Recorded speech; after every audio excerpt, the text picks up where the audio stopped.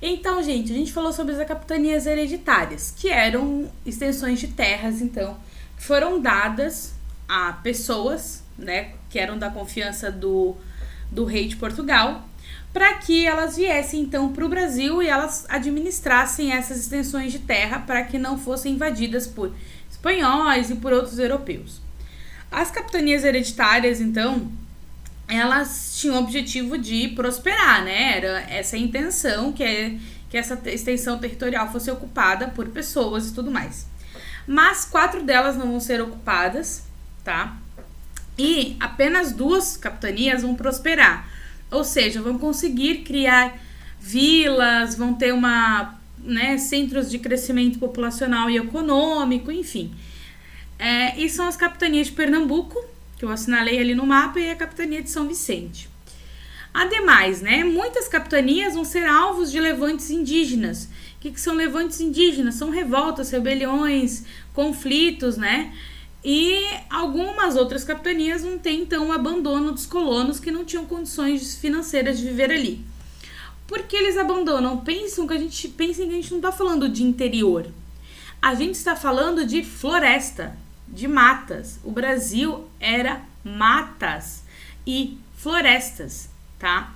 Então, toda essa região aqui era cercada de Mata Atlântica. Então, pensem que os indígenas sabiam viver dentro das matas. Eles não precisavam desmatar.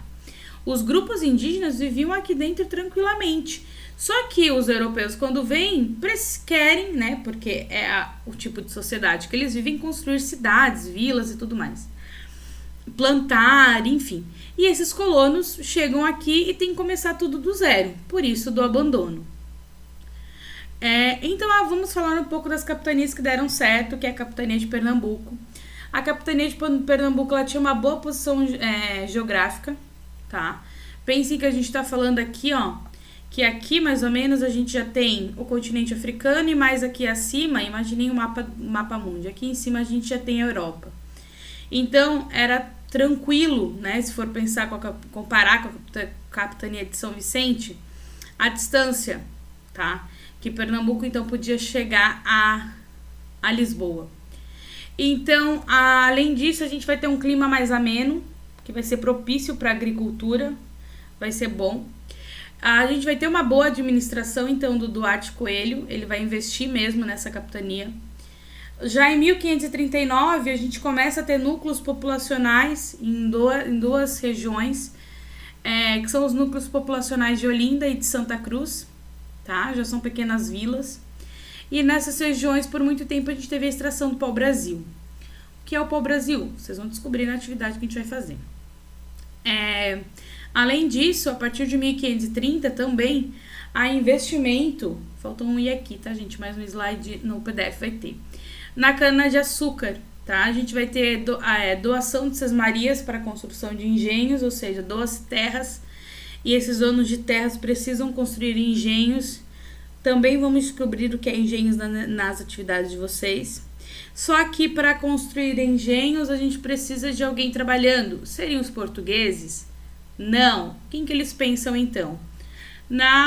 Nos indígenas. Só que os indígenas não querem trabalhar nesse tipo de trabalho. Afinal, eles vivem nas suas comunidades, eles plantam para se alimentar, é super tranquilo, né? Os indígenas viviam da maneira deles, eles não precisavam de lucro. A comunidade tem 40 pessoas. A gente precisa plantar para 40 pessoas. A gente não precisa plantar para 500 pessoas, né? Então, não atrair os indígenas. O que eles fazem, então? Tenta-se uma escravização dos indígenas, atacando aldeias, raptando os homens, machucando, escravizando mesmo. Além disso, a capitania de Pernambuco solicita escravos para Portugal. E Dom João III, ele nega, num primeiro momento, então, que escravos venham para o Brasil, né? E esses escravos seriam quem? Os africanos. Nesse primeiro momento é negado, mas depois a gente vai ver como o Brasil recebeu bastante africanos. A gente vai ter também o governo geral. As capitanias não deram certo da maneira que o Reino de Portugal pretendia, tá? Então, assim, eram 14, só 2 estavam rendendo. O que o governo de Portugal, então, decide? Vamos ter um governo que vai cuidar de tudo, que era o chamado governo geral. Então, a gente vai ter, em 1549, o Dom João decide centralizar o poder na colônia. Tá?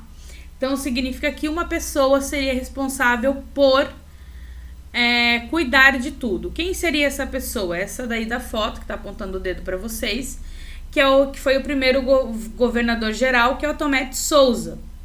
E ele vai ter o apoio, então, da Companhia de Jesus para governar, então, essa colônia do Brasil. A gente vai ter a Companhia de Jesus, então, vindo para a América por causa de uma crise com o Oriente. E a ideia era minimizar a resistência indígena a partir de evangelizar esses indígenas. Ok? Continuamos na próxima aula.